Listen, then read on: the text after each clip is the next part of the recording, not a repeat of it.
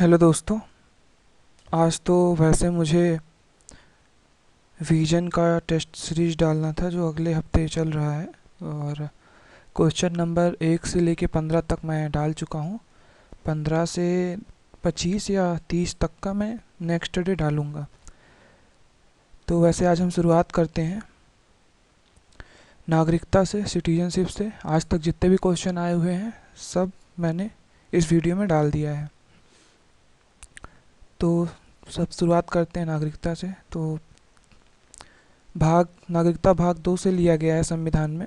अनुच्छेद 5 से 11 नागरिकता है संविधान में। भारतीय संविधान में कौन सी नागरिकता प्रदान करता है? भारतीय संविधान कौन सी नागरिकता प्रदान करता है? तो भारतीय संविधान एकल नागरिकता प्रदान करता है। दोहरी नागरिकता का सिद्धांत अमेरिका में है। तो ये जो दोहरी नागरिकता का सिद्धांत अमेरिका में है, वहाँ पे स्टेट लेवल पे राज्य स्टेट लेवल के अलग नागरिकता का वहाँ पे प्रावधान है, और सेंट्रल लेवल पे अलग नागरिकता का प्रावधान है। पर भारत में एकल नागरिकता का ही प्रावधान है।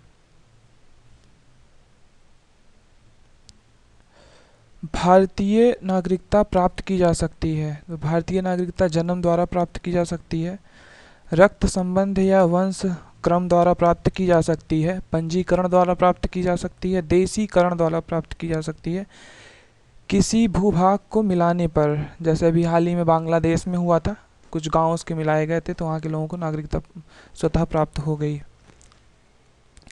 इस वीडियो में जितने भी लाइन लिखे गए हैं सारे के सारे क्वेश्चन आ चुके हैं, और देखते रहिए आप आगे। भारतीय नागरिकता नहीं प्राप्त की जा सकती भारतीय बैंक में धन जमा करके या फिर प्राकृतिक रूप से। अगर आवेदन प्राप्त होने पर कर सकता है सरकार। कोई व्यक्ति जो देशीयकरण द्वारा भारत का नागरिक है कभी भी अपनी नागरिकता से वंचित नहीं किया जा सकता। तो ये गलत है, वंचित किया जा सकता है। नागरिकता अधिनियम 1955 की धारा 10 के अनुसार। और मैं आपको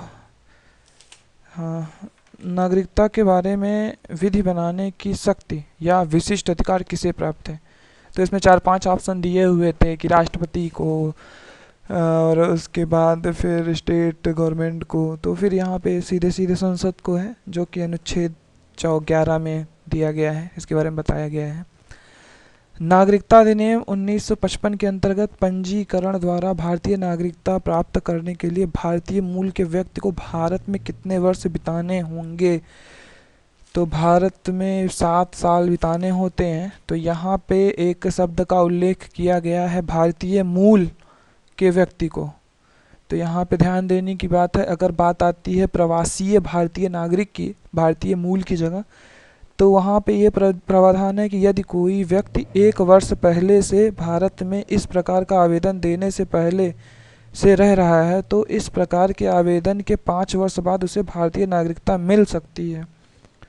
1 वर्ष पहले से अगर रह रहा हो और उसने आवेदन किया हो, पंजीकरण किया हो, और तब उसे 5 साल बाद रह सकते हैं, तो प्रवासी भारतीय।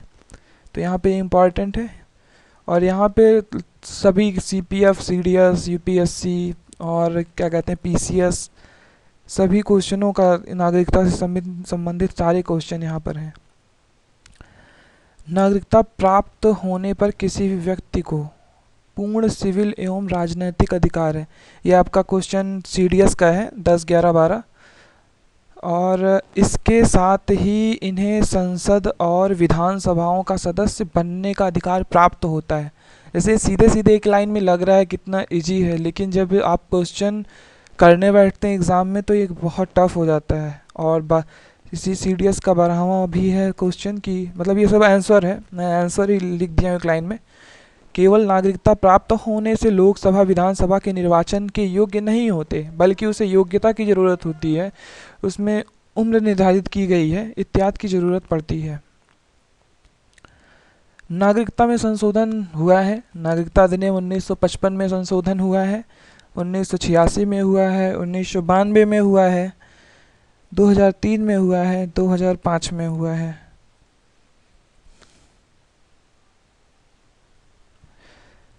नागरिकता की समाप्ति होती है स्वैच्छिक त्याग के द्वारा, बर्खास्तगी के द्वारा, वंचित करने के द्वारा। अगर हमारा वीडियो आपको पसंद आ रहा है तो सरकार आपके साथ पेज को सब्सक्राइब करें और लाइक कर सकते हैं। कमेंट, यूट्यूब के पेज पे कमेंट करके आप कुछ भी पूछ सकते हैं। धन्यवाद।